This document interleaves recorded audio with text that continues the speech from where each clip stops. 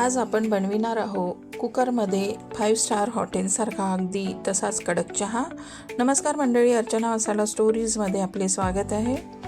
मी इथे एक छोटा कुकर घेतलेला आहे, त्यात अर्धा कप पाणी घातलेले आहे आणि यात मी 1.5 कप दूध घालणार आहे।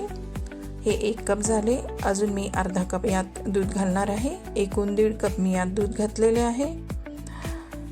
नंतर मी 1.5 चमचा यात चहा पावडर घालणार आहे आणि 2 चमचे मी यात साखर घालणार आहे।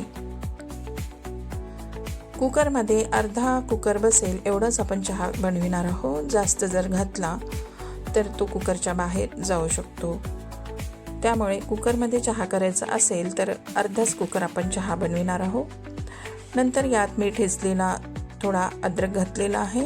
अद्रक हा ठेचूनच घालायचा, किसून घातला तर तितकी टेस्ट येत नाही। आणि 2 शिट्यांमध्ये मी चहा शिजवून घेतलेला आहे। इथे 2 शिट्यांमध्ये आपला छान कडक असा चहा तयार आहे।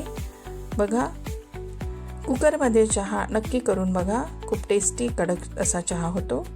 रेसिपी आवडली तर सबस्क्राईब करा, लाईक करा आणि कमेंट करा। धन्यवाद।